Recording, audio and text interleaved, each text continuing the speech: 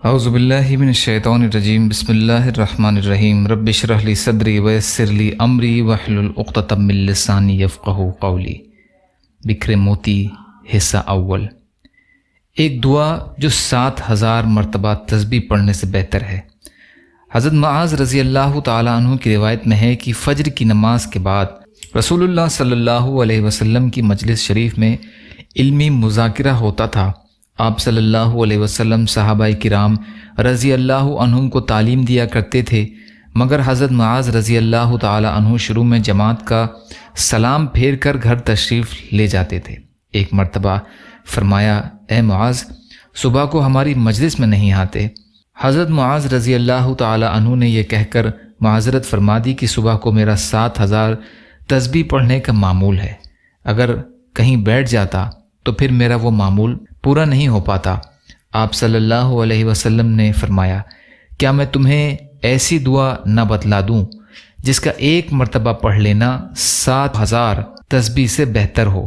عرض کیا، ضرور ارشاد فرمائیے۔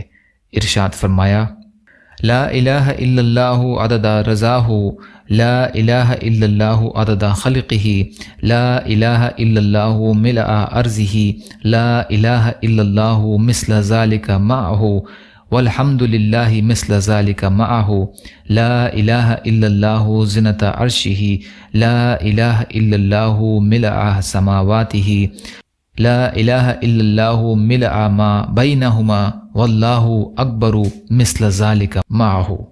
اس دعا کا ایک مرتبہ پڑھ لینا ایسا ہے جیسے 7000 تسبیح پڑھ لی ہوں۔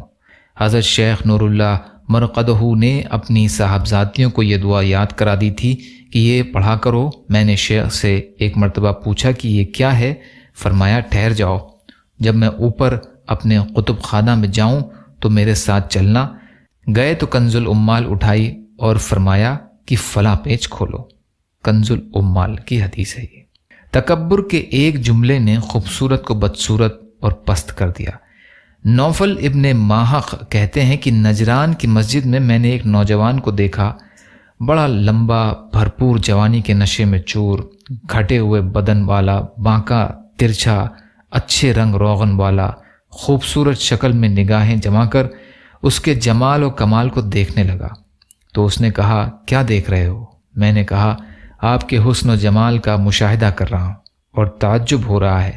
اس نے جواب دیا، تو ہی کیا، خود اللہ تعالیٰ کو بھی تعجب ہو رہا ہے۔ نوفل کہتے ہیں کہ اس کلمے کے کہتے ہی وہ گھٹنے لگا اور اس کا رنگ روپ اڑنے لگا اور قد پست ہونے لگا، یہاں تک کہ ایک بالشت کے برابر کے رہ گیا، جسے اس کا کوئی قریبی رشتہ دار آستین میں ڈال کر لے گیا۔ تفسیر ابن کثیر کا واقعہ ہے۔ کسی زمانے میں کھجور کی گٹھلی جیسے گیہوں کے دانے ہوتے تھے۔ مسند امام احمد بن حنبل میں یہ ہے کہ زیاد کے زمانے میں ایک تھیلی پائی گئی جس میں کھجور کی بڑی گٹھلی جیسے گیہوں کے دانے تھے، اور اس میں لکھا تھا کہ یہ اس زمانے میں اگتے تھے جس میں عدل اور انصاف کو کام میں لیا جاتا تھا۔ گناہ گاروں کو 3 چیزوں کی ضرورت ہے۔